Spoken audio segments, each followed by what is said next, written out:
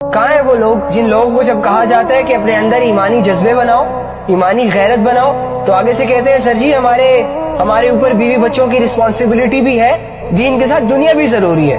ان سے کہو نا آکے اب ایک بے غیرت کو پولیس کی موجودگی میں یہ اجازت دی گئی تھی کہ قرآن کو آگ لگاؤ۔ دنیا میں تو جو آپ کو نقصان ہوتا ہے تو آپ کی رات کی نیندیں حرام ہو جاتی ہیں، قرآن کو آگ لگائی گئی ہے۔ قرآن کو آگ لگانے کا مطلب یہ ہے کہ ساری دنیا کے سامنے تمہیں للکارا گیا ہے، ساری دنیا کے سامنے تمہاری غیرت کو للکارا گیا ہے، ساری دنیا کے سامنے تمہارے ایمان کو آگ لگائی گئی ہے، ساری دنیا کے سامنے تمہارے جذبات کو آگ لگائی گئی ہے، ساری دنیا کے سامنے لوگوں نے تمہاری کتاب کا مذاق اڑایا ہے۔ کیا کر رہے ہو اب تم؟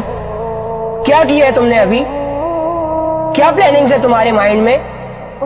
تم تو سٹل ابھی تک پب جی کھیل رہے ہو، فری فائر کھیل رہے ہو، تمہاری تو راتیں بیویوں کے ساتھ گزر رہی ہیں، ایک رات کی نیند ڈسٹرب نہیں ہوئی ابھی تک تمہاری، دعوے کرتے ہو۔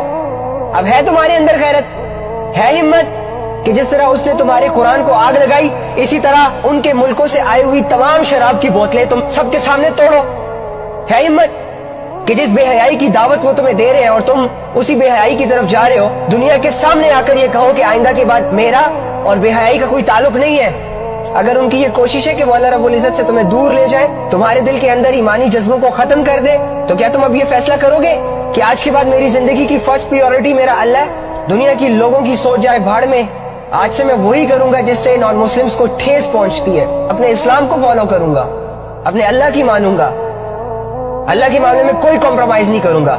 اب تمہارے اندر یہ غیرت ہے، اتنی ہمت ہے؟